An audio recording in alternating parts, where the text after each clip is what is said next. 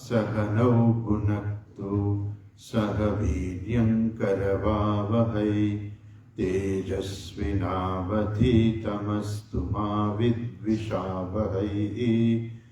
ॐ शान्ति शान्ति शान्तिः। श्रुतिस्मृतिपुराणानाम् आलयं करुणालयं नमामि भगवत्पादं शङ्करं लोकशङ्करं। शङ्करं शङ्कराचार्यं केशवं बादरायणं सूत्रभाष्यकृतौ वन्दे भगवन्तौ पुनः पुनः। ईश्वरो गुरुरात्मेति मूर्तिभेदविभागिने व्योमवद्व्याप्तदेहाय दक्षिणामूर्तये नमः। सच्चिदानन्दरूपाय विश्वोत्पत्त्यादिहेतवे तापत्रयविनाशाय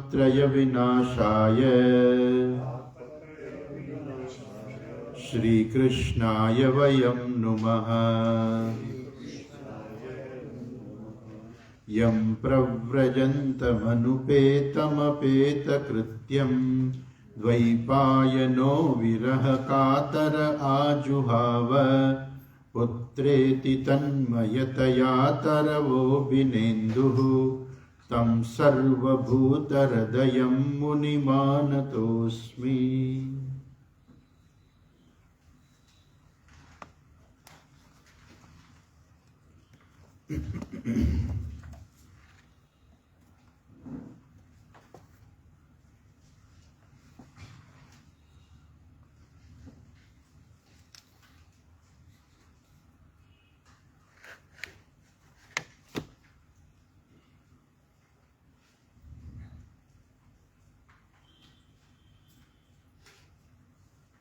ગઈકાલે આપણે પાંડવોના મહાપ્રયાણની કથા પૂરી કરી. હવે પરીક્ષિત રાજાની કથા શરૂ થાય છે. કેમ કે પરીક્ષિત રાજાને પછી જ એ જ કથા આગળ વધારે ને વધારે ચાલવાની છે. પરીક્ષિત રાજા જે છે, જ્યારે પાંડવો એ મહાપ્રયાણ કર્યું ત્યારે પરીક્ષિતને રાજ્ય સોંપીને ગયા. એમણે બરાબર શાસન કરતા હતા, વ્યવસ્થિત રીતે એ ધર્મ પ્રમાણે શાસન કરતા હતા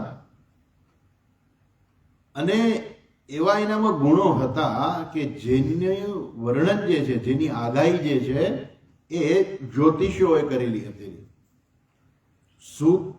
સુત્યામ અભિજાત કોવિદાહા, જ્યારે એનો જન્મ થયો ત્યારે જે જ્યોતિષીઓએ આગાહી કરેલી એના સદગુણો વિશેની, એવા બધા જ સદગુણો જે છે સમાધિશન વિપ્ર મહદ ગુણસ્તથા, એવા મહાન ગુણો જે છે એનામાં પ્રગટ થયા.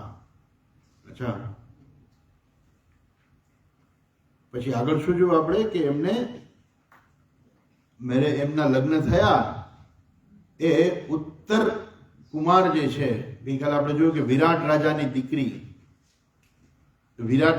દીકરી, હા, વિરાટ રાજાનો પુત્ર ઉત્તર કુમાર અને ઉત્તર કુમારની દીકરી, એની સાથે આ પરીક્ષિતના લગ્ન થયા હતા. એનું નામ હતું ઈરાવતી એનું નામ હતું. અને એમને 4 પુત્રો હતા, જન્મેજય વગેરે, એને 4 પુત્રો હતા.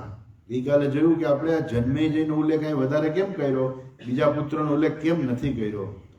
તો કે પરીક્ષિત પછી જન્મેજય રાજા બને છે. કેમ? એક તો મોટા હતા અને પછી એને યજ્ઞ કર્યો. ગઈકાલે જોયું ને કે સર્પ યજ્ઞ કર્યો, કે મારા પિતાજીને સર્પે મારી નાખ્યા એટલે એને સર્પ યજ્ઞ કર્યો.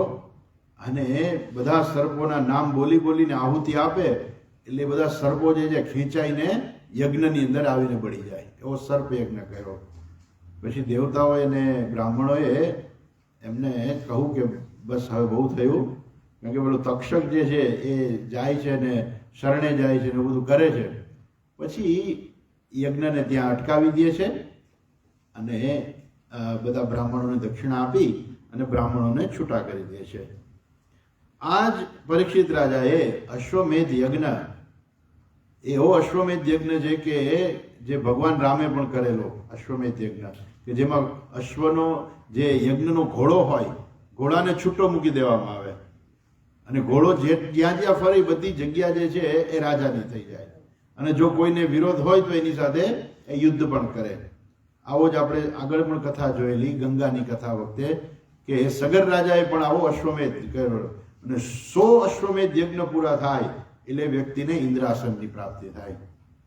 તો અહીંયા આ રાજા જે છે પરીક્ષિત રાજા, એણે 3 અશ્વમેધ યજ્ઞ કર્યા અને એ પણ ક્યાં કર્યા? ગંગાયામ, ગંગાના તીરે એણે 3 અશ્વમેધ યજ્ઞો કર્યા.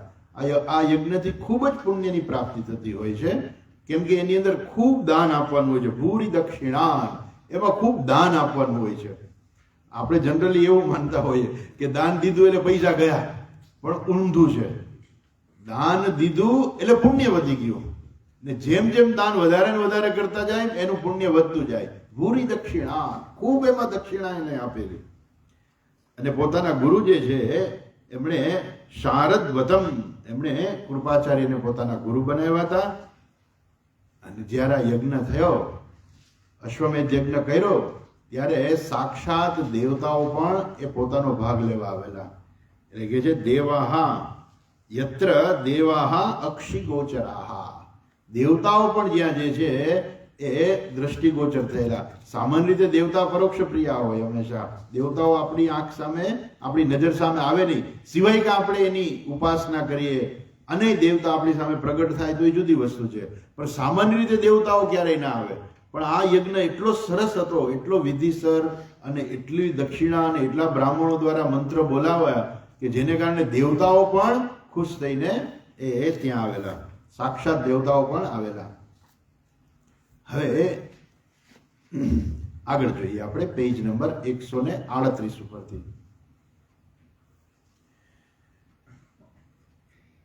નિજગ્રાહો જસા વીરઃ કલિમ દિગ્વિજયે ક્વચિત નૃપલિંગધરમ શૂદ્રમ જ્ઞનંતમ ગોમિથુનમ પદા. એક વખત એમણે જોયું, નિજ ગ્રાહ ઓજસા વીરઃ કલિમ દિગ્વિજયે ક્વચિત. દિગ્વિજયે એટલે જ્યારે પોતે દિગ્વિજય કરતા હતા, અર્થાત આજુબાજુના બધા પ્રદેશોને પોતાની અંદર ભેળવી લેતા હતા, દિગ્વિજય કરતા હતા, ત્યારે એને જોયું કે એક નૃપલિંગધરમ શુદ્રમ, એક નૃપલિંગધરમ, નૃપ એટલે રાજા, નૃપલિંગધરમ એટલે જેને રાજાનો વેશ પહેરેલો હતો. અચ્છા, પણ હતો કોણે? શૂદ્રમ, એ શૂદ્ર હતો. અચ્છા, અને એ શું કરતો હતો? જ્ઞનંતમ ગોમિથુનમ પદા, એ ગાય અને બળદને પોતાના પગેથી મારતો હતો. એટલે ત્યારે એને શું કર્યું? એને, એ કોણ હતો ખરેખર? એ કલી હતો પેલો કલિમ. એ જે કળિયુગ જે છે એ આ રૂપ, શુદ્ર રૂપ ધારણ કરીને એ રાજાનો વેશ પહેરીને એ ગાય અને બળદને મારતો હતો. અને એ પ્રકારે જોઈ અને પછી તેણે શું કર્યું? એને પકડી લીધો અને એને બહુ મોટો દંડ આપ્યો. નિજ ગ્રાહ ઓજસા, ઓજસા એટલે એને પોતાની શક્તિથી, પોતાના તેજસથી એને બહુ મોટો દંડ આપ્યો. હવે અહીંયા પ્રશ્ન ઉભો થાય છે કે રાજાએ જોયું કે આ માણસ ગાયને મારે છે, તો એનો દંડ જે છે એ મૃત્યુ સિવાય બીજું કશું જ ના હોઈ શકે. જે ગાયને મારે, રાજા એને શું કરે? એને મૃત્યુદંડ જ આપે. ગાયને એ સમય બહુ પૂજ્ય ભાવથી જોવામાં આવતી. આજકાલ તો લોકો ગાયને આરામથી મારતા હોય છે, સંકોચ એ નથી થતો હતો કોઈ ગાય મારતા. સાંભળીને આપણને દુઃખ લાગે કે હમણાં મારી પાસે એક મેસેજ આવ્યા, એની અંદર સમાચાર આવ્યા કે આખી દુનિયાની અંદર સૌથી વધુ ગાયનું માંસ નિકાસ કરનાર આપણો દેશ છે. અત્યારે કેટલી ગાયો મરતી હશે એ બતાવે છે કે એટલા માટે જ શંકરાચાર્યજી છે એ કરે છે કે ગાયને તમે રાષ્ટ્રીય પશુ જાહેર કરો, રાષ્ટ્રીય પ્રાણી, અર્થાત ગાયની હત્યા ઉપર ટોટલી પ્રતિબંધ આવવો જોઈએ. કેમ કે જ્યાં ગાયની હત્યા થાય ને ત્યાં હંમેશા દુઃખ જ આવે. એટલે કારણ કે પહેલાના જે બધા હતા એ લોકોએ આ રીતે છૂટ આપી છે પશુઓની હત્યા કરવાની, માંસ ખાવાની ને બધી છૂટ આપી છે, અને એને કારણે આપણા દેશની અંદર આટલી બધી હત્યાઓ થાય. કેટલાક તો જોયું હતું કે આપણા ગૌધનને જે છે અહીંયા ન મારવા દે ને એટલે એ લોકો બંગાળમાં લઈ જાય અને ગાયોને જે છે નદીમાં તરાવીને, ગાય છે એ નદીમાં તરી શકે, ગાય બળદ જે છે એ નદીમાં તરી શકે, એટલે નદીમાં એને તરતા તરતા પકડી અને લઈ જાય બાંગ્લાદેશમાં, ને પછી ત્યાં જઈને એને મારી દે. મ્યાનમાર છે કે બાંગ્લાદેશ છે એ બધું આપણે જોઈન્ટ છે બધું સરહદ, એટલે ત્યાં એ લોકો એને લઈ જાય છે. બધા સમાચાર આવે ત્યારે આપણને દુઃખ થાય કે આવું થાય છે, પણ એ જ આ કલિયુગની નિશાની છે. આ કલિયુગ જે છે એનું આ એટલે જ કહે છે કે આ ભયંકર કલિયુગ છે. હજુ તો આ શરૂઆત હતી. હજુ તો આ ભગવાન શ્રી કૃષ્ણએ જ્યારે દેહ ત્યાગ કર્યો ત્યારે તો હજુ તો શરૂઆત હતી. શું કરે છે? ગાયને મારતો હતો. ત્યારે એને શું કર્યું? એ વખતે એને ગાયને મારતો હતો એટલે એને બળપૂર્વક પકડી અને બહુ મોટો એને દંડ કર્યો. ખરેખર તો એને મૃત્યુદંડની સજા આપી દેવી જોઈએ, પણ એને મૃત્યુદંડ ના આપ્યો, પણ એને મોટો દંડ કર્યો, બીજો કર્યો, પણ એને મારી ના નાખ્યો, કલિયુગને મારી ના નાખ્યો. એટલે હવે એટલે પ્રશ્ન થયો શૌનકજીને કે મારી કેમ ના નાખ્યો? એને શા માટે દંડ આપીને એને છોડી દીધો? એને શું કામ છોડી દીધો? એને છોડવો જ ના જોઈએ. એટલે કે છે બહુ પછી લાંબી કથા છે આ એક પ્રશ્ન ઉપર જ. જો આગળ કે છે શૌનક ઉવાચ કસ્ય હેતોર્નિજગ્રાહ કસ્ય હેતોર્નિજગ્રાહ કલિમ દિગ્વિજયે નૃપઃ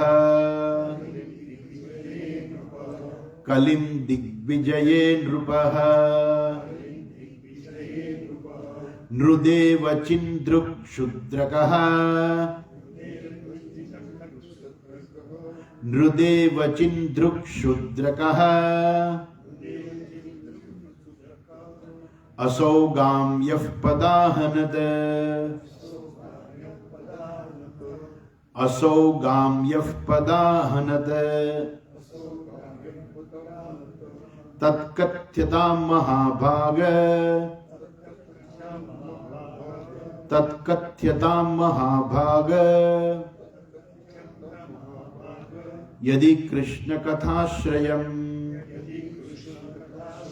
यदि कृष्ण कथाश्रयम् अथवास्य पदाम्भोज अथवास्य पदाम्भोज मकरन्दलिहांसताम् मकरन्दलिहांसताम् किं मन्ये रसादालकैः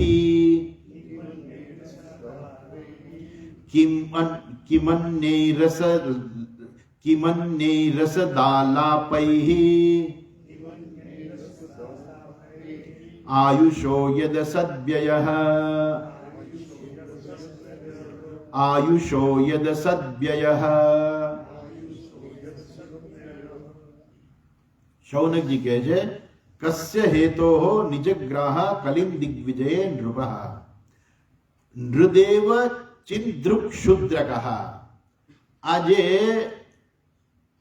રાજાનું ચિહ્ન ધારણ, રાજા અને શુદ્રનું ચિહ્ન ધારણ કરનારો જે કલી જે છે એને શા કારણે એને દંડ આપીને છોડી દીધો?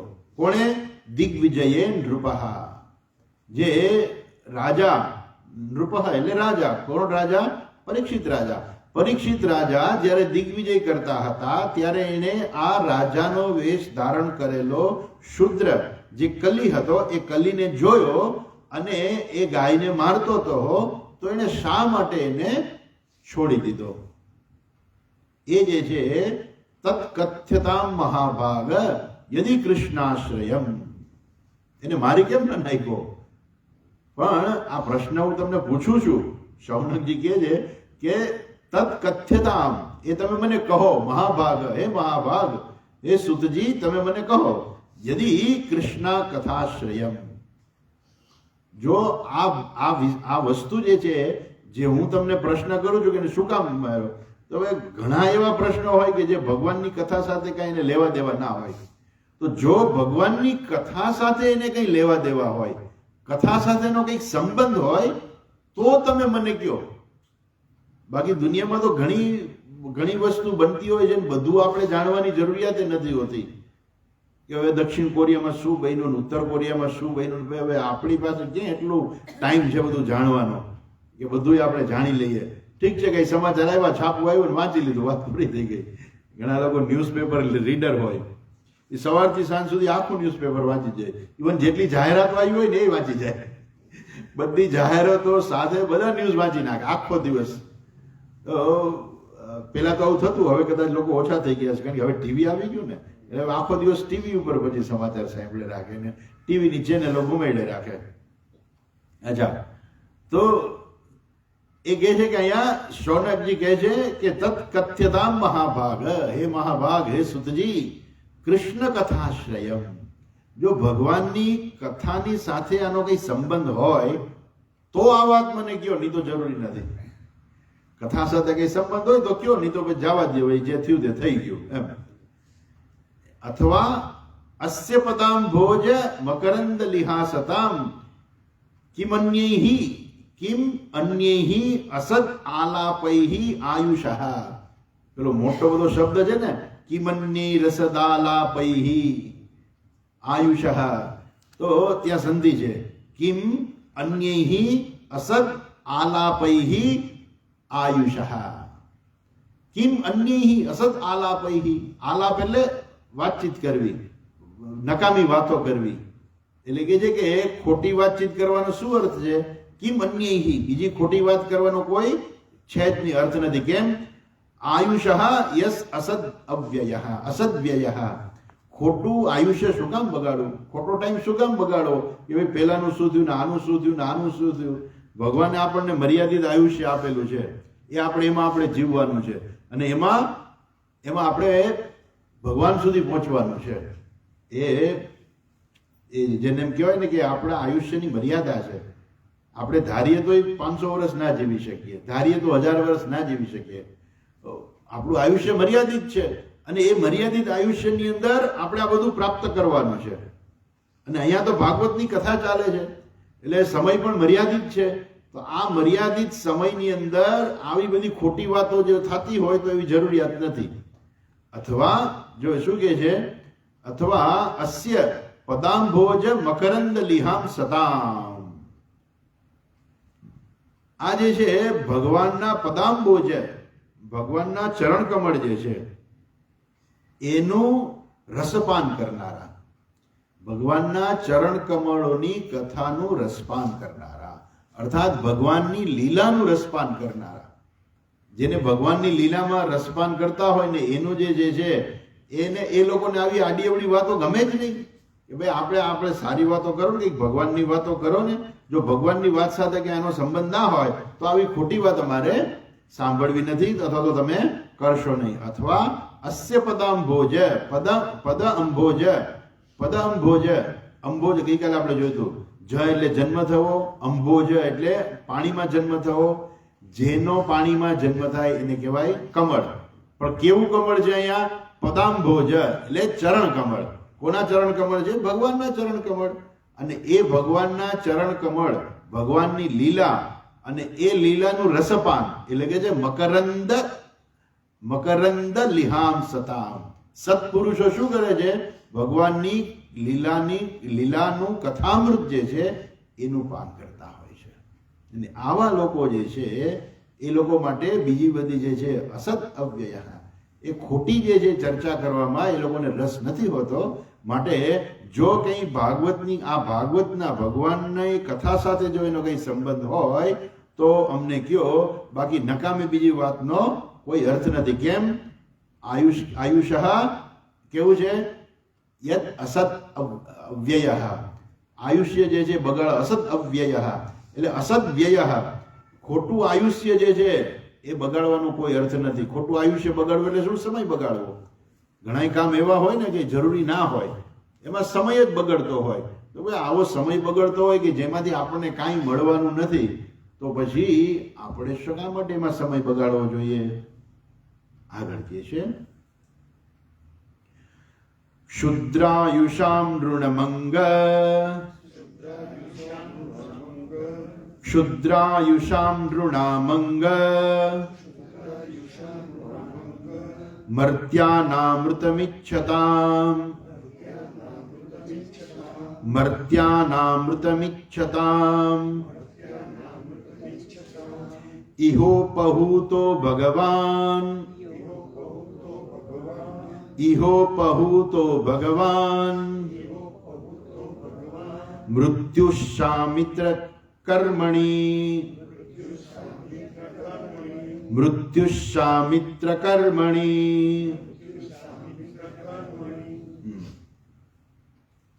ક્ષુદ્રામ ક્ષુદ્ર આયુષામ નૃણામ.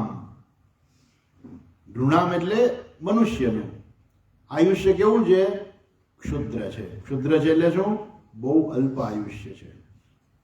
અને એવા બધા લોકો જે છે એ નૃણામ, પછી બીજું શું કે છે? મર્ત્યાનામ, કે એ લોકોને એવું જ માને છે કે અમે મરી જવાના છીએ. એ લોકો એવું જ માને છે. શું માને છે? કે અમે મરી જવાના છીએ. એટલે એનું નામ આપ્યું મર્ત્યાનામ. મર્ત્યામ. મર્ત્યામ એટલે શું? પોતે મરી જવાના છે એવું માનનારા. એ લોકો માટે આયુષ્ય કેવું છે? અલ્પ આયુષ્ય છે. તમે જુનાગઢ કે જાઓ, ગિરનારમાં જાઓ ને એક પથ્થરને પૂછો ને કે ભાઈ તારું આયુષ્ય કેટલું છે, તો આપણી પેઢીઓની પેઢી પસાર થાય એ પહેલાનો પથ્થર કે હું અહીંયા બેઠો છું. તો એ હિસાબે આ આપણું આયુષ્ય જે છે કેવું છે? બહુ અલ્પ છે. શરીરનું આયુષ્ય આપણું એટલે શરીરનું એમ, એટલે એ શરીરનું આયુષ્ય જે છે બહુ અલ્પ છે. અને એ લોકો શું ઈચ્છે છે? આવા અલ્પ આયુષ્ય વાળા મર્ત્યાનામ અમૃતમ ઈચ્છતા. અમૃતની ઈચ્છા કરે છે. પોતે છે મર્ત્ય અને અમૃતની ઈચ્છા કરે છે. કેમ કે એને ગમતું જ નથી. હંમેશા જે વસ્તુ હોય ને એ હંમેશા એ પોતાનું જે સ્વરૂપ હોય ને એની પાસે જવાનો પ્રયત્ન કરે. એટલે આપણને શું થાય કે આપણને એમ જ થાય કે આપણે કોઈથી મરવું નથી. અને મરવું નથી એ આપણે કાયમ રહેવું છે ને, ખરેખર હું તો હંમેશા રહેલો જ છું. હુંનું કોઈથી મરણ થતું જ નથી. તો હું હંમેશા રહેલો છે, તો હુંનું ક્યારેય મરણ ન થાય. છતાંય હું એવું માનતો નથી કે હું હંમેશા રહેવાનો છું. અને એના કારણે શું છે? ભય છે. શેનો ભય છે? મૃત્યુનો ભય છે. કે હું એક વખત મરી જઈશ. અને મરી જઈશ ત્યારે પછી કે ઘણી વાર હોય ને બાપા કે છોકરાને કે હું મરી જઈશ, આ બધું મૂકીને તો જવાનો છું. એનો અર્થ શું? કે હું મરવાનો છું, આ બધું મૂકીને હું જવાનો છું. એટલે એની ચિંતા છે એને કે હું આ બધું નથી ભોગવી શકવાનો. આ બધું તમારા માટે જ છે, તમારા માટે કરું છું, પણ હું તો બધું છોડીને જતો રહેવાનો છું. પણ એ સત્ય છે કે હું મરવાનો છું. અને આને કહેવાય મર્ત્યાનામ. જેને મૃત્યુનો ભય છે ને એને કહેવાય મર્ત્યાનામ. કે મૃત્યુનો ભય કોને હોય? તો કે જે પોતાની જાતને શરીર માને ને એને જ મૃત્યુનો ભય હોય.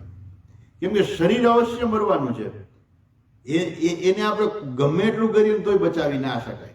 તમે ગમે એટલું શરીરને સ્વસ્થ રાખો, સારું છે કે તમે લાંબુ આયુષ્ય જીવી શકો. જીવવું જોઈએ દરેક વ્યક્તિ. એવું નથી કે દરેક એમ કે હા ભલે ને આપણે મરી જાય. એમ મરી જવાનો કોઈ અર્થ નથી. ભગવાને જેટલું આયુષ્ય આપ્યું છે એ આપણે ભોગવવાનું છે. આયુષ્ય પ્રમાણે જીવવાનું છે. અને એ આયુષ્ય દરમિયાન આપણે સ્વસ્થતાથી પણ જીવવાનું છે. એટલે શરીરને સ્વસ્થ રાખવા માટે જે કંઈ જરૂરી હોય, ખાનપાન કે યોગાસન કે જે કંઈ જરૂરી હોય બધું જરૂરી છે કરવાનું.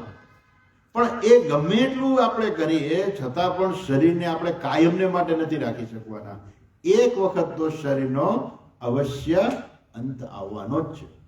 તમે 100 વર્ષ જીવો કે 200 વર્ષ જીવો, ભલે તમે 200 વર્ષ જીવો પણ 201 તો નહીં. એટલે એક વખત તો શરીરનો અંત આવવાનો જ છે ને. એટલે જે વ્યક્તિ પોતાને જાતને શરીર માનતો હોય એને કહેવાય મર્ત્ય. અને એવા લોકોને કહેવાય મર્ત્યાનામ. એવા જે મર્ત્યાનામ છે તથા મર્ત્ય જે પોતાની જાતને શરીર માનનારા છે, અને એવા લોકો શું ઈચ્છે છે? અમારે મરવું નથી. કેમ કે એનું પોતાનું સ્વરૂપ જે છે એ બતાવે છે કે હું તો હંમેશા રહેલો છું, આ શરીર તો રહેવાનું નથી, પણ છતાંય પોતે જેને અજ્ઞાનને કારણે શરીર માની લે છે, અને એનું પોતાનું સ્વરૂપ જે છે એ એને ખેંચતું હોય, જાણે કે હું તો હંમેશા રહેવાનો જ છું, મરવાનો જ નથી. એટલે હંમેશા એ મોક્ષ ઈચ્છે છે. બીજા શબ્દોમાં કહીએ તો આત્માનું જે સ્વરૂપ જે છે ને એ સુખ સ્વરૂપ છે આત્મા. અને એટલા માટે દરેક વ્યક્તિ છે ને એ શું શોધે છે? સુખ શોધે છે. મારે સુખ જોઈશે, મારે સુખી થવું છે.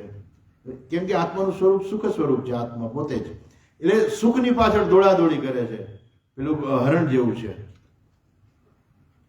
કે એની ડ્યુટીમાં જ પેલી કસ્તુરીની સુગંધ છે, એટલે કસ્તુરી મૃગ જ કહેવાય.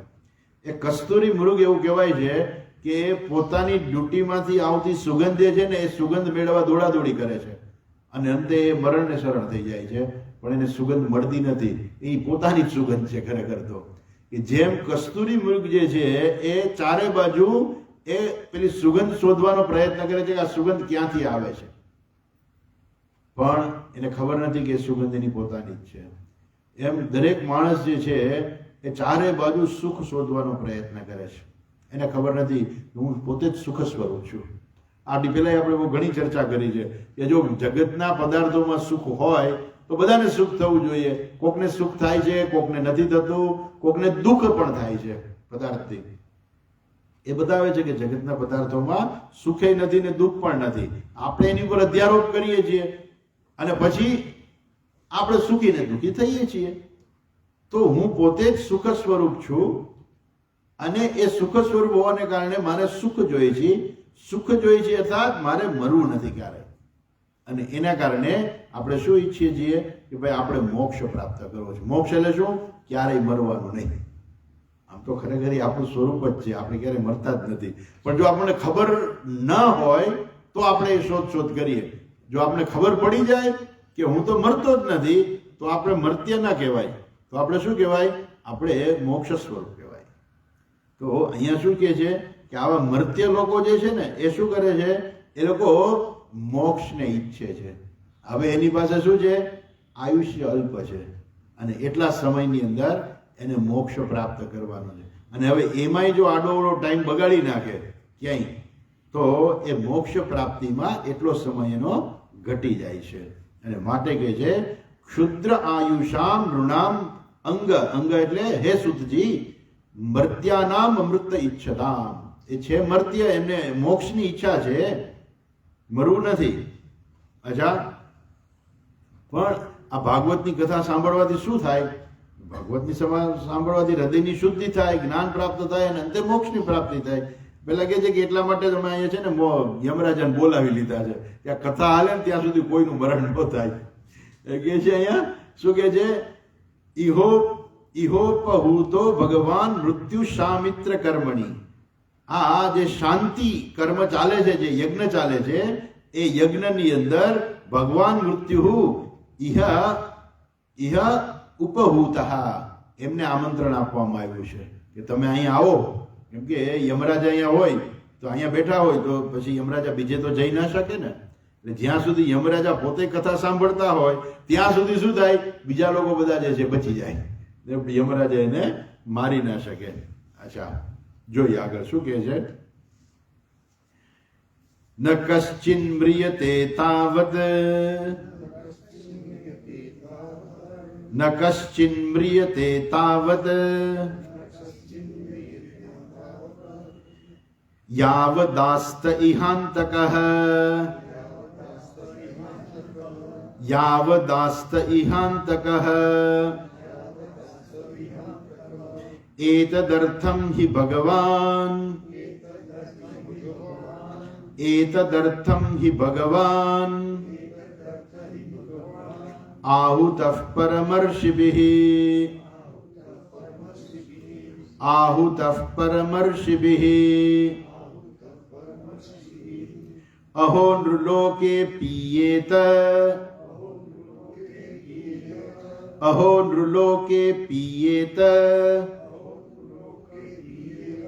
હરિલીલામૃતમ વચઃ હરિલીલામૃતમ વચઃ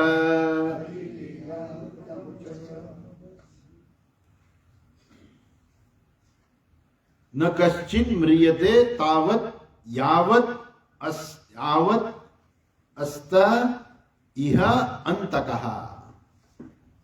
જ્યાં સુધી અંતકઃ, અંતકઃ એટલે અંત કરનાર, અંત કરનાર એટલે યમરાજા, જ્યાં સુધી યમરાજા અહીંયા છે ત્યાં સુધી ન કશ્ચિન મ્રિયતે તાવત, અર્થાત જ્યાં સુધી આ કથા ચાલે છે ને ત્યાં સુધી, કેમ કે યજ્ઞમાં બોલાવ્યા છે, આ પેલો યજ્ઞ ચાલે છે ને, આ બધા ઋષિઓ, આપણે આગળ શરૂઆતમાં જોયેલું કે ઋષિ મુનિઓ બધા યજ્ઞ કરે છે, પછી યજ્ઞની અંદર યજ્ઞ કરતા કરતા જે સમય વધે છે એમાં એ લોકો આ ભાગવતની કથા સાંભળે છે. તો યજ્ઞ તો છે જ, એટલે કે છે કે આ જે યજ્ઞ ચાલે જે છે એમાં એ શાંતિ માટેનો યજ્ઞ કરતા હતા. તો આ શાંતિ માટેનો યજ્ઞ છે એમાં યમરાજને પણ આમંત્રણ આપ્યું હતું કે તમે પણ અહીંયા પધારો. એટલે કે છે કે જ્યાં સુધી યમરાજા અહીંયા છે ને ત્યાં સુધી ન કશ્ચિત મ્રિયતે તાવત, ત્યાં સુધી કોઈનું મરણ થશે નહીં. એતદ અર્થમ નિ ભગવાન આહુતઃ પરમર્ષિભિ. ને એટલા માટે જ ઋષિ મુનિએ શું કર્યું કે કોઈનું મરણ ન થાય એટલા માટે થઈને યમરાજાને જ બોલાવી લીધા કે ભાઈ તમે અહીંયા રહ્યો. ઉદાહરણ તો બહુ સારું નથી, પણ છતાંય કહું કે જે ઘરમાં તોફાન બહુ થતા હોય ને, એટલે પછી માતા પિતાને ખબર હોય કે ભાઈ કયો છોકરો તોફાન વધારે કરે છે, એટલે એને એકને પકડીને બેહાડી દે કે ભાઈ તું અહીંયા બેસી જા, તું જ્યાં સુધી અહીંયા બેઠો રહીશ ને ત્યાં સુધી કાંઈ તોફાન નહીં થાય. અમારા આશ્રમમાં પણ એવું બનતું હોય, બધા બાળકો આવતા હોય એટલે અમને ખબર હોય ભાઈ તોફાની કોણ છે આમાંથી, એટલે એક તોફાની શાંતિથી પકડીને બેહાડી દેવાનો કે ભાઈ તું બેસ અહીંયા. એ બેસી જાય ને એટલે બીજા બધા એની મેળે શાંત થઈ જાય. એવું જ આપણા દેશના બધા સારા સારા જે નેતાઓ જે છે કરે છે, શું કરે છે કે આપણા દેશમાં તોફાનો થતા હોય ને ત્યારે એ તોફાન કરાવનાર જે છે ને એ બે ચાર લોકો જ હોય. એ બે ચાર લોકોને પકડીને જેલમાં નાખી દે ને બધું તોફાન શાંત થઈ જાય. એ તોફાન કરાવનાર જે છે એ મુખ્ય હોય. ઉદાહરણ બહુ સારું નથી પણ છતાંય મને યાદ આવ્યું એટલે મેં કહ્યું. પણ એ જે તે આ લોકમાં બધા મરે છે કેમ લોકો, તો કે યમરાજા બધાને મારે છે, તો કે એક કામ કરો યમરાજાને અહીંયા બેસાડી દો. એટલે ઋષિ મુનિએ શું કર્યું, યમરાજાને આમંત્રણ આપી દીધું કે ભાઈ તમે અહીંયા બેસો, આ યજ્ઞ ચાલે ત્યાં સુધી. એટલે જ્યાં સુધી આ યજ્ઞને કથા ચાલશે ત્યાં સુધી આ યમરાજા અહીંયા જ બેઠા છે, ત્યાં સુધી કોઈનું મરણ થશે નહીં. અહો નૃલોકે પીયેત હરિ લીલામૃતમ વચઃ. અને એટલા માટે એવું કહેવાય કે તમે લોકો શું કરો, અહો નૃલોકે પીયેત, તમે લોકો પીઓ. શું પીઓ? હરિ લીલામૃતમ વચઃ. વચઃ એટલે વચનો, ભગવાનની લીલાના અમૃત વચનો પીઓ, પીવાના છે. એટલે શું કે એ પીવાના એટલે કેવી રીતે પીવાના છે, તો કે ભગવાનની જે લીલાની જે વર્ણન થતું હોય છે, આપણે આગળ પણ જોયું ભગવાનની લીલાનું વર્ણન, હજુ પાછળ ખૂબ વિસ્તારથી આવશે. ભગવાનની લીલાનું વર્ણન તો એટલું બધું છે કે આપણે કલ્પના પણ ન કરી હોય એટલી ભગવાનની લીલાઓ છે. તો આમાં જે ભાગવતમાં જે કંઈ છે એ તો પેલું કહેવાય છે ને કે આખી પૃથ્વીને તમે કાગળ કરી સમુદ્રની સાઈ બનાવીને જો લખો ને, તદપિ તવ ગુણાનામ ઈશ પારમ ન યાતિ, તો પણ ભગવાન તમારા ગુણનો પાર નથી. ભગવાનની કથા, ભગવાનની લીલાઓનું તો વર્ણન જ ન થઈ શકે. પણ છતાંય જેટલું છે આપણા માટે એટલું ઘણું બધું છે. અચ્છા, એટલે એ જે છે હરિલીલામૃતમ વચઃ, ભગવાનની લીલા અમૃતના વચન જે છે, અમૃત વચનો જે છે એમણે જે લીલાઓ કરેલી છે, એવી દિવ્ય લીલાઓ જે છે કે આપણને સાંભળીને શું થાય ખબર છે, આપણે સાંભળીને આપણે એમ થાય આહા ભગવાન કેવા મહાન છે, ભગવાન કેટલું કરી શકે છે. એ જે સાંભળવામાં આપણું મન જાય ને એ જ અમૃત સ્વરૂપ છે. અને એ અમૃત પીવાનું, પીવાનું એટલે શું, એનો લાભ લેવાનો. એ કહે છે કે હરિલીલા અમૃત, એને અમૃત કહે છે. હરિલીલા અમૃતમ એટલે શું, હરિલીલાની કથાનું અમૃત. એમાં ભગવાનની લીલા જે છે એનું સાંભળવાનું જે છે એ જ અમૃત સ્વરૂપ છે. એ કોને મજા આવે, હરિલીલાનું અમૃત સ્વરૂપ કોને લાગે, કે જે ભગવાનના ભક્તો જે છે એને ભગવાનની કથા સાંભળવામાં ખૂબ આનંદ આવે. એ જે આનંદ આવે ને એ જ અમૃત છે. અને એટલા માટે કહે છે કે અહો નૃલોકે પીયેત. આ કેમ કે આ કથા જે છે ને એ માત્ર અહીંયા જ ઉપલબ્ધ છે. નૃલોકે, માત્ર નૃલોક અર્થાત આ પૃથ્વીમાં જ, કે અહીંયા જ આ કથા ઉપલબ્ધ છે, બીજે બધે ઉપલબ્ધ નથી. શરૂઆતમાં પણ આપણે જોયેલું કે દેવતાઓ આવ્યા હતા અને કહે છે શુકદેવજીને કે તમે એક કામ કરો, આ પરીક્ષિતને જે છે ને તમે અમૃત આપી દો. એટલે પરીક્ષિત રાજા મરે નહીં, અમૃતનો ઘડો લઈને આવ્યા કે આ અમૃત જે છે ને એ તમે પરીક્ષિત રાજાને પીવડાવી દો એટલે એ મૃત્યુ ન પામે, અને અમને જે છે ને આ કથા અમૃત આપો. ત્યારે શું કહ્યું શુકદેવજી હૈસા, એ કહે છે કઈ ધંધો થો માંડ્યો છે મેં કે તમે મને ઓલું સ્વર્ગનું અમૃત આપો અને હું તમને ભગવાનની લીલાનું અમૃત આપું. એવું શક્ય જ નથી. જાઓ જાઓ, મારે આવું કંઈ જોઈતું નથી. અહીંયા તો તમારે બેસવું હોય તો બેસી જાઓ સાંભળવા, કોઈને મનાઈ નથી, પણ તમારા માટે જ કથા કરવું એવું ના થાય. અને આ પરીક્ષિતને ન કરું, પરીક્ષિતને આપી દો કે આ ભાઈ તું હાલે તું અમૃત પી જા, હવે તું મૃત્યુમાંથી છૂટી ગયો જા, હવે બાકી કથા જે છે હું તો દેવતાઓને સંભળાવું. એવું હું કરીશ નહીં, કેમ કે આ કંઈ મેં ધંધો માંડ્યો નથી. એવમ વિનિમય, આપણે જોયું તો એવમ વિનિમય, આ પ્રકારનો વિનિમય જે છે આ પ્રકારનો એ હું કરીશ નહીં.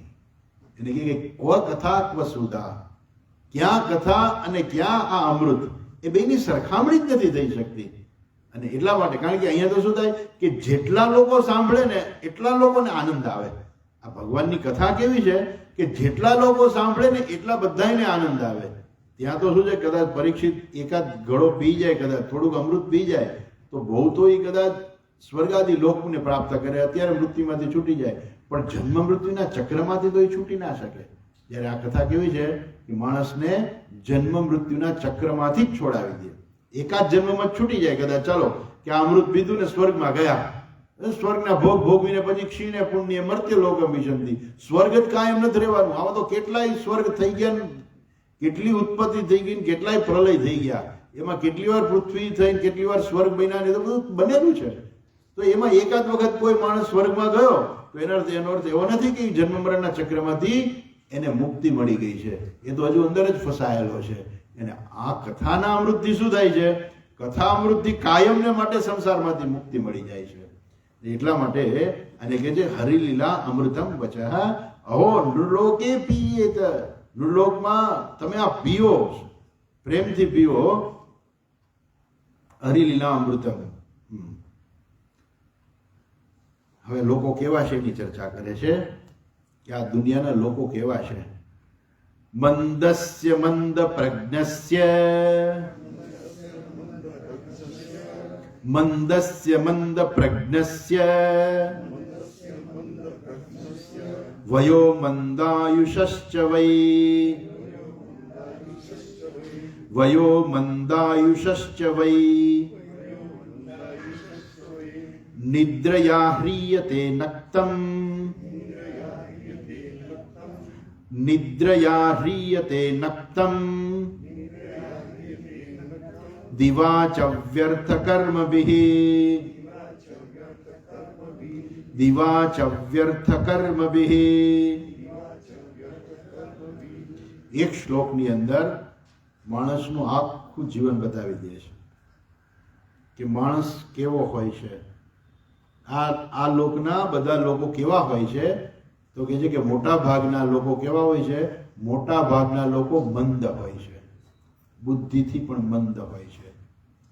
મંદાહા, મંદસ્ય મંદ પ્રજ્ઞસ્ય, એની પ્રજ્ઞા પણ કેવી હોય છે? મંદ હોય છે. પ્રજ્ઞા એટલે બુદ્ધિ. એની માણસની બુદ્ધિ પણ મંદ હોય છે, પોતે પણ મંદ હોય છે, એની બુદ્ધિ પણ મંદ હોય છે.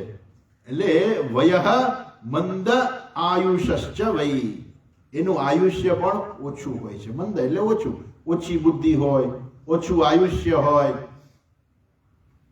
આવું આખા જગતના મોટા ભાગના લોકો છે.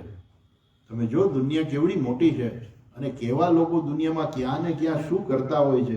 તમે સાંભળો તો તમને આશ્ચર્ય લાગે કે એમાં તેનું જીવન બધું વ્યર્થ જતું રહેતું હોય છે. હવે અહીં કહે છે કે મોટા ભાગના લોકોનું જીવન ક્યાં જાય છે? તો કે છે નિદ્રયા હીયતે નક્તમ દિવાચ વ્યર્થ કર્મભિ. નક્તમ એટલે રાત્રે. માણસ પોતાની રાત ક્યાં પસાર કરી નાખે છે? સુવામાં. આજકાલ જોયું તો કે મોડે સુધી ટીવી જોઈ રાખે, પછી સુવામાં પસાર કરી નાખે, મોડા ઉઠે, પણ સરવાળે એની રાત ક્યાં જાય છે? ઊંઘવામાં. અચ્છા, તો દિવસ ક્યાં પસાર કરે છે? દિવાચ વ્યર્થ કર્મભિ. અને દિવસ દરમિયાન ખોટા કામમાં ટાઈમ બગાડી નાખે છે.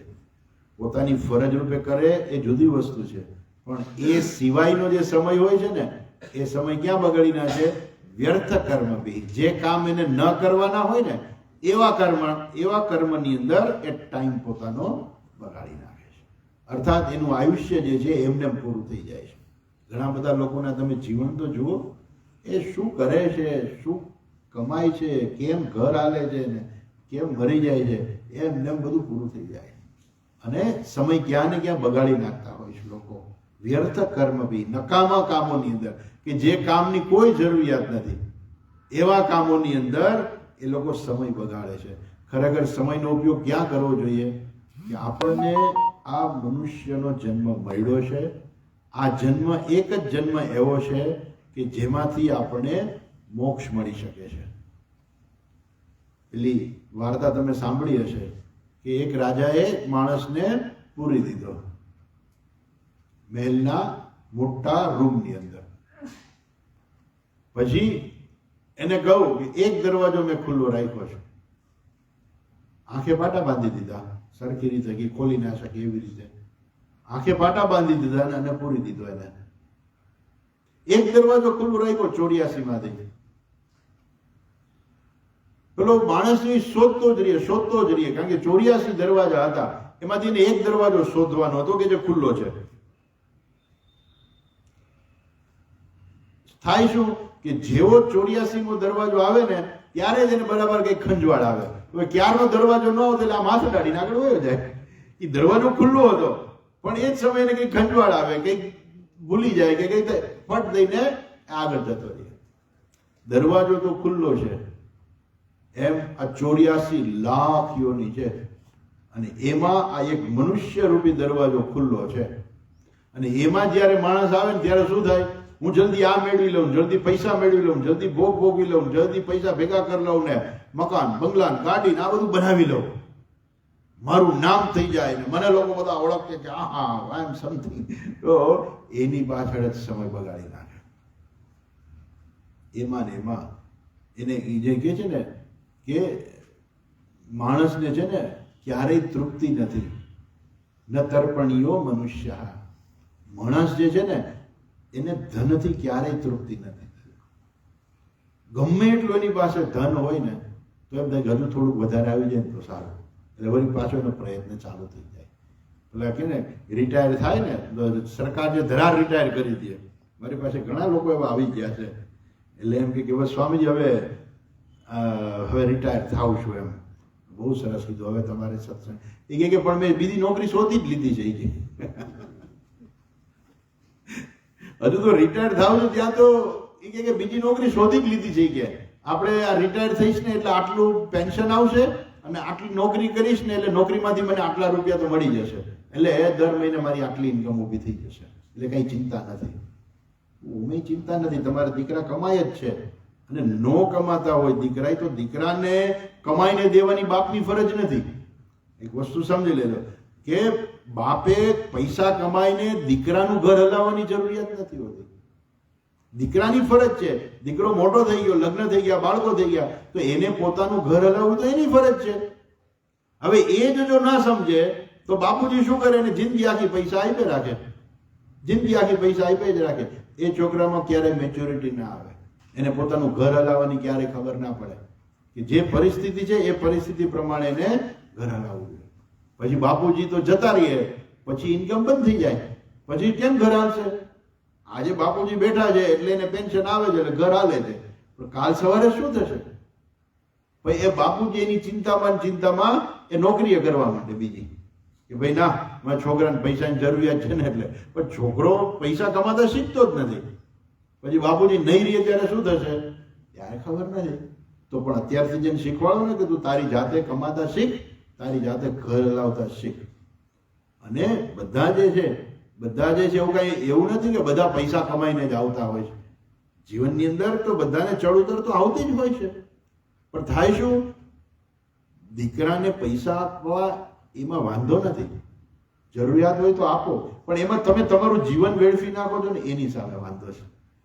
જીવન જે છે, પૈસા આપો ને ભલે તમારે પેન્શન આવે છે, ઓકે દો દીકરાને જેટલા જોતા હોય એટલે, પણ તમે તો જ્ઞાન પ્રાપ્તિ પાછળ જાઓ, તમે તો ઈશ્વર પ્રાપ્તિ પાછળ કંઈક કથાનું શ્રવણ કરો. કથાનું શ્રવણ, ભગવાનના નામનું શ્રવણ, મંદિરે જવાનું, દર્શન કરવાના, પૂજા કરવાની, કાંઈ કોઈ પાઠ કરવાના, કાંઈ કશું જ જાય નહીં. એ બધું શું થાય, પૈસા કમાવા જ જીવન વયું જાય છે. એટલે અહીંયા જે આ વસ્તુ કહે છે ને કે વ્યર્થ કર્મ બી, નકામા કર્મો. નકામા કર્મો એટલે શું, નથી એની ફરજ. ફરજ હોય નહીં કરે તો જુદી વસ્તુ છે કે ભાઈ મારી આ ફરજ છે ને હું કરું છું. વ્યર્થ કર્મ એટલે શું, કે નથી એની ફરજ, કે નથી એ કર્મ કરવાથી એને કઈ એવી વસ્તુ મળવાની કે જે સંસારમાંથી એને મુક્તિ અપાવે. આપણે એમ કહીએ ને કે ભાઈ બે બિઝનેસ છે, તમે આ બિઝનેસ કરો ને તો આમાં તમને ₹1,00,000 મળે, આ બિઝનેસ કરો તો ₹100 મળે. તો માણસ કયો બિઝનેસ કરશે? જે ₹1,00,000 મળતા હોય એ જ બિઝનેસ કરવા જાય ને. એમ આ થોડુંક આયુષ્ય છે, એમાં મોક્ષ મેળવી લેવાનો છે. એક દરવાજો ખુલ્લો છે, એ દરવાજાને પકડી લેવાનો છે, આ દરવાજો છે બહાર નીકળવાનો. એમાં મનુષ્ય જન્મરૂપી એક દરવાજો છે. એ દરવાજાની અંદર, દરવાજો છે અર્થાત ભગવાને આપણને લિમિટેડ આયુષ્ય આપ્યું છે, અને એ આયુષ્યની અંદર ખોટો સમય ન બગાડતા આપણે આપણા જીવનનો ઉત્કર્ષ કેવી રીતે થાય એમાં સમય વાપરવો જોઈએ. પણ મોટા ભાગે શું થાય છે, લોકો કેવા છે, મંદસ્ય મંદ પ્રજ્ઞસ્ય. લોકો મંદ જ છે, અને એનું ભાગ્ય પણ મંદ હોય છે, એનું આયુષ્ય પણ ઓછું હોય છે, અને એમાં ને એમાં એ પાછું શું કરે છે, એ પોતાનો સમય નિંદ્રામાં અને દિવસ દરમિયાન ખોટા કર્મની અંદર, નકામા કર્મોની અંદર એ સમય વેડફી નાખે છે, અને એમ કરતા કરતા એનું આયુષ્ય પૂરું થઈ જાય છે. મૃત્યુ આવે છે ત્યારે એને એમ થાય છે કે મારે જે કરવાનું હતું હું ના કરી શક્યો, પણ હવે પૂરું થઈ ગયું ભાઈ, હવે પછી બીજું પાછું જન્મ મળશે ત્યારે કરજે. હવે જો યાદ આવે તો કે ભાઈ હું આવું બોલ્યો હતો, એ તો શું થાય કે માણસને એવું હોય છે પછી ભૂલી જાય પાછો કે ના એ તો હું ભૂલી ગયો, હવે વળી પાછો બીજા જન્મની અંદર પાછું એને જ ચાલુ. તો જ્યાં સુધી એ વ્યક્તિના જીવનમાં પરિવર્તન ના આવે કે મારે આ મેળવવું છે, મારે મોક્ષ મેળવવો છે, મારે ઈશ્વરની પ્રાપ્તિ કરવી છે, ઈશ્વર આ એક જ જન્મની અંદર મળી શકે છે, બીજા કોઈ જન્મની અંદર, બીજા કોઈ શરીરમાં ઈશ્વર પ્રાપ્તિની કોઈ શક્યતા નથી, માટે આ જન્મ બહુ અગત્યનો જન્મ છે એમ સમજી અને ખોટી જગ્યાએ સમય ન બગાડવો. એટલે કે છે નિદ્રયા હ્રિયતે નક્તમ. એ શું કરે છે, રાત્રિ જે છે એની સુવામાં વહી જાય છે, અને દિવાચક વ્યર્થ કર્મ ભી, દિવસ જે છે એ વ્યર્થ કામોમાં વેડફી નાખે છે. સૂતજી કહે છે આગળ, સૂત ઉવાચ સૂત ઉવાચ યદા પરીક્ષિત ગુરુ જાંગલે વસત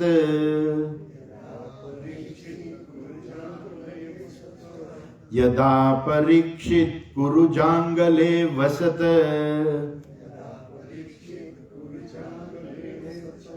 કલિમ પ્રવિષ્ટમ નિજ ચક્રવર્તિતે કલિમ પ્રવિષ્ટમ નિજ ચક્રવર્તિતે નિશમ્ય વાર્તા મનતિ પ્રિયામ તતઃ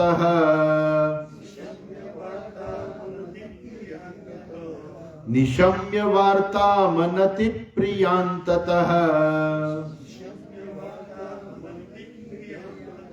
શરાસનમ સંયુગ શૌંડિરાદદે શરાસનમ સંયુગ શૌંડિરાદદે.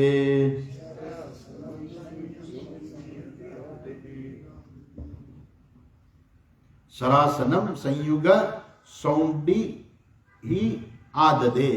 એમણે હાથમાં ધનુષ્ય ઉપાડ્યું. પરીક્ષિત રાજાએ હાથમાં ધનુષ્ય ઉપાડ્યું. ક્યારે? તો કહે છે કે જ્યારે યદા પરીક્ષિત ગુરુ જાંગલે વસત, જ્યારે પરીક્ષિત, કુરુ જાંગલ એટલે હસ્તિનાપુર, જ્યારે રાજા પરીક્ષિત જે છે એ હસ્તિનાપુરમાં એ નિવાસ કરતા હતા. કયા રૂપે? પોતે સમ્રાટ હતા. સમ્રાટ રૂપે જ્યારે નિવાસ કરતા હતા ત્યારે શું થયું? કલિમ પ્રવિષ્ટમ નિજ ચક્રવર્તી તે, પોતે ચક્રવર્તી હતા, નિજે ચક્રવર્તી તે, પોતે સમ્રાટ હતા. અને એ સમયે એને સાંભળ્યું કે મારા રાજ્યની અંદર કળિયુગે, મારા રાજ્યમાં કલિમ પ્રવિષ્ટમ, મારા રાજ્યમાં કળિયુગનો પ્રવેશ થઈ ચૂક્યો છે. અચ્છા, અને એટલા માટે એને શું કર્યું? નિશમ્ય વાર્તા મનતિ પ્રિયામ તતઃ શરાસનમ સંયુગ શૌંડિરાર્ધે. આવી જે છે નિશમ્ય વાર્તામ અનતિ પ્રિયામ, ન અતિ પ્રિયામ, અનતિ પ્રિયામ, જે બહુ ગમે એવી વાત નહોતી. એમ કે ને કે ભાઈ તમારા રાજ્યની અંદર તો આટલા બધા લોકો લૂંટાઈ ગયા, તો એ કઈ સારી વાત કહેવાય? રાજાને કોઈ એવું કહે કે મહારાજ તમારા રાજ્યની અંદર આટલા બધા લોકો લૂંટાઈ ગયા, મહારાજ તમારા રાજ્યમાં આટલા બધા લોકોને મારી નાખ્યા, તો એ રાજાને ક્યાંથી સારું લાગે? બરોબર છે, રાજાને સારું ના લાગે. એટલે કે છે એ નિશમ્ય વાર્તામ અનતિ પ્રિયામ, એને અપ્રિય લાગે એવી બધી વાતો જે છે એને સાંભળવા મળી કે આ કલિયુગ જે છે એને મારા રાજ્યમાં પ્રવેશ કરી લીધો છે, અને આ બધી જે છે આ શું બની રહ્યું છે મારા રાજ્યની અંદર, એ બધું સાંભળીને એને અત્યંત દુઃખ થયું. અને એટલા માટે થઈને એને શું કર્યું? સરાસનમ સંયુગ શૌંડિર્હિ આદદે, એણે પોતાનું ધનુષ્ય જે છે હાથમાં લઈ લીધું. અચ્છા, હાથમાં ધનુષ્ય તો લઈ લીધું, પછી શું કર્યું કે છે આગળ? સ્વલંકૃતમ શ્યામ તુરંગ યોજિતમ, સ્વલંકૃતમ શ્યામ તુરંગ યોજિતમ રથમ મૃગેન્દ્રધ્વજમાશ્રિતઃ પુરાત, રથમ મૃગેન્દ્રધ્વજમાશ્રિતઃ પુરાત, વૃતો રથાશ્વદ્વિપપત્તિયુક્તયા, વૃતો રથાશ્વદ્વિપપત્તિયુક્તયા સ્વસેનયા દિગ્વિજયાય નિર્ગતઃ,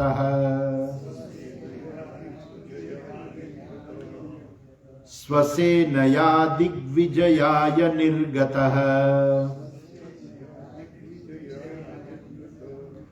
દિગ્વિજયાય નિર્ગતઃ, એમણે દિગ્વિજય કરવા માટે થઈને, અર્થાત આ બધા જે લોકો કળિયુગથી ઘેરાઈ ગયેલા, જે લોકો પાપ કરનારા જે લોકો હતા એની ઉપર વિજય પ્રાપ્ત કરવા માટે, દિગ્વિજય કરવા માટે એ નીકળી પડ્યા. પણ નીકળ્યા ત્યારે શું થયું? કેવી રીતે નીકળ્યા? સ્વલંકૃત શ્યામ તુરંગ યોજિતમ રથમ, એમનો રથ જે છે કેવો હતો? અલંકૃત સુશોભિત રથ. એનો રથ પણ કેવો હતો? કઈ સામાન્ય રથ નહોતો કે લાકડાના બે પાટી આ બાજુ હોય, લાકડાના બે પૈડા હોય ને સામાન્ય, એવું નહોતો. પણ એનો અત્યંત સુશોભિત એવો એનો રથ હતો. અને એના ઘોડા કેવા હતા? શ્યામ તુરંગ યોજિતમ, એ શ્યામ રંગના, તુરંગ એટલે ઘોડા, શ્યામ રંગના ઘોડા જોતરેલો એનો અત્યંત સુશોભિત રથ હતો. અને રથ ઉપર હંમેશા ધજા હોય. એની ધજા કઈ હતી? મૃગેન્દ્ર ધ્વજમ આશ્રિત પુરાત. એને રથ ઉપર ધજા હતી, પણ ધજામાં પાછું ચિહ્ન હોય. દરેક રાજા હોય ને એની ધજા હોય ને એની ધજામાં ચિહ્ન હોય. તો અર્જુનની ધજામાં હનુમાનજીનું ચિહ્ન હતું, ભગવાનની ધજામાં ગરુડનું ચિહ્ન હોય. તો આ રીતે દરેકના રાજા હોય અને એની ધજામાં ચિહ્ન હોય. એમ અહીંયા આ પરીક્ષિત રાજાનો જે રથ હતો એમાં સિંહનું ચિહ્ન હતું. મૃગેન્દ્ર ધ્વજમાશ્રિત પુરાત. અને વૃતઃ ઘેરાયેલા, અર્થાત એ બધાને લઈને નીકળ્યા. એવું નહીં કે હાથમાં ધનુષ્ય લઈને પછી પોતાનો રથ લઈને નીકળી પડ્યા. એવું એકલા ન નીકળ્યા, પણ સાથે સાથે એની સેનાને લઈને નીકળ્યા. કેવી સેના હતી? વૃતઃ રથાશ્વ દ્વિપપત્તિ યુક્તયા. રથ અશ્વ દ્વિપપત્તિ એટલે રથ એટલે રથધારી એટલે રથીઓ એની સાથે હતા, એટલે રથધારી, પછી અશ્વ એટલે ઘોડેસવારો હતા, પછી હાથીઓ પણ હતા અને પાયદળ પણ હતું, જેને આપણે કહીએ ચતુરંગીની સેના. આ ચતુરંગીની સેના લઈ સ્વસેનયા દિગ્વિજયાય નિર્ગતા, પોતાની સેના સાથે દિગ્વિજય કરવા માટે એ નીકળી ગયા. આગળ કહે છે ભદ્રાંશ કેતુ માલંચ ભદ્રાંશ કેતુ માલંચ ભારતમ ચોત્તરાન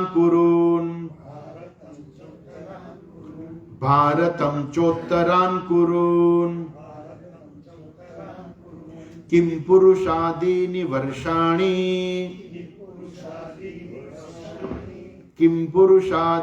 વર્ષાણી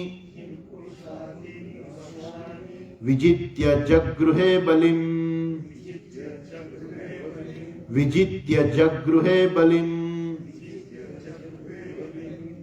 એ ચારુબાજ નીકળી પડ્યા, એક પછી એક બધા રાજ્યો હતા એની ઉપર પોતાનો વિજય કરવા માટે એ નીકળી પડ્યા. ક્યાં ક્યાં ગયા? ભદ્રાશ્વમ એટલે ભદ્રાશ્વમ એક પ્રકારનો દેશ હતો. કેતુમાલ પણ એક દેશ છે. ભારતમ એટલે ભારત દેશ. ચ ઉત્તરાન કુરુન તથા ઉત્તર કુરુ. કિમ પુરુષાદિની, કિમ પુરુષ વગેરે બધા જુદા જુદા દેશ હતા. અત્યારે તો આપણે ભારત દેશ એટલે આવડો નાનો પણ આપણે ભારત દેશ ગણીએ છીએ, પણ એ વખતે ભારત દેશ ઘણો વિશાળ હતો અને જે સમ્રાટ હતા એને આમ તો આખું જે ભારત વર્ષ કહેવાતું, પણ બધા જે જુદા જુદા ખંડો હતા, આ બધા ખંડો ઉપર એનું શાસન હતું. ક્યાંથી ક્યાં છે. છેક એ લોકો એવું કહે છે કે આ જે ભદ્રાશ્રમ જે છે, ભદ્રાશ્રમ એટલે મેરુ પર્વત ચીનમાં છે, એ બધી જગ્યાએ આપણા દેશનું શાસન હતું.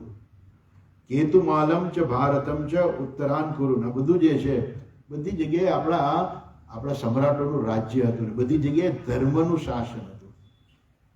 અને જેવું જોયું કે અધર્મ થાય છે, કલિયુગ આવી ગયો છે, એટલે એ દિગ્વિજય કરવા માટે થઈને રાજા પોતે નીકળી ગયા. અને જ્યાં જ્યાં ગયા ત્યાં ત્યાં એને વિજય પ્રાપ્ત કર્યો. અને જ્યાં જ્યાં એને વિજય પ્રાપ્ત કર્યો ત્યાં શું થયું? વિજિત્ય જગૃહે બલિમ. એ બધા જે રાજાઓ હતા, ત્યાંના રાજાઓ હતા, એ લોકો એનું સમ્રાટનું પદ સ્વીકાર્યું, હાર સ્વીકારી, અને એ લોકોએ શું કર્યું? એને બધા જુદા જુદા ઉપહારો આપ્યા. બલિમ એટલે ઉપહારો આપ્યા એને. અચ્છા, એક શ્લોક જરાક ઝડપથી જોઈ લઈએ. તત્ર તત્રોપશૃણવાનઃ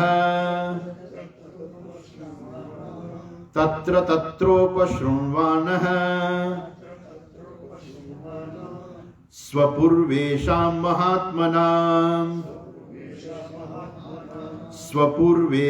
મહાત્મનાં પ્રગીયમાણં ચ યશઃ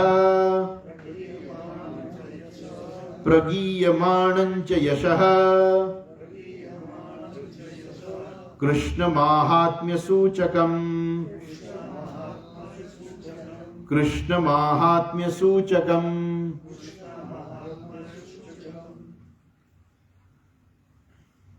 તત્ર ઉપશૃણ્વાનઃ સ્વપૂર્વેષાં મહાત્મનાં. એની પૂર્વેના જે બધા મહાત્માઓ થઈ ગયા, બધા રાજાઓ થઈ ગયા, મહાત્માઓ થઈ ગયા, એની બધાની જે છે એની બધી વાતો એ સાંભળતા હતા.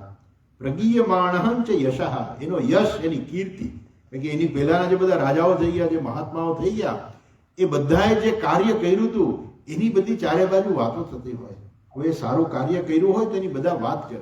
આજે આપણે એમ છે કે ભાઈ જલારામ બાપાનું કહીએ તો જલારામ બાપાએ આ પ્રકારે ગરીબોને મદદ કરી, જમાડતા હતા, અને આજે એનું નક્ષત્ર ચાલુ છે. કોઈ પણ વ્યક્તિએ કાંઈ પણ સારું કાર્ય કર્યું હોય, ગાંધીજીએ છે તો ભાઈ આપણે દેશને આઝાદી અપાવી, વલ્લભભાઈ પટેલ છે કે એમણે પણ દેશની આઝાદીમાં આપણને દેશની આઝાદી આપી. બધા આખું ભારત દેશ જે છે અનેક રાજ્યોમાં જે વિભાજિત હતું એને આખું એક કરવામાં બહુ મોટો એને ભાગ ભર્યો. તો આજે એ બધા મહાપુરુષોને આપણે યાદ કરીએ છીએ. તો એમ જેમ જે છે પરીક્ષિત રાજા જતા ગયા એમ એમણે મહાત્માઓનું એમાં ખાસ કરીને કૃષ્ણ મહાત્મ્ય સૂચકમ એ બધાની અંદર ભગવાન શ્રી કૃષ્ણનું મહાત્મ્ય જે છે એ કેન્દ્રમાં હતી. કેમ કે ભગવાન શ્રી કૃષ્ણે એટલા કાર્યો કર્યા હતા કે કલ્પના બહારના કાર્યો કર્યા હતા અને એ બધા કાર્યો જે છે એની જે કીર્તિ છે ભગવાનની એ કીર્તિ ચારે તરફ હતી અને એ બધી કીર્તિ એમણે સાંભળી. વિશેષ ચર્ચા આપણે કાલે જોઈશું. આજે આપણે અહીંયા અટકીએ. હરિઓમ. ઓમ પૂર્ણમદઃ પૂર્ણમિદં પૂર્ણાત પૂર્ણમુદચ્યતે પૂર્ણસ્ય પૂર્ણમાદાય પૂર્ણમેવાવશિષ્યતે. ઓમ શાંતિ શાંતિ શાંતિ. હરિ ઓમ શ્રી ગુરુભ્યો નમઃ. હરિ ઓમ.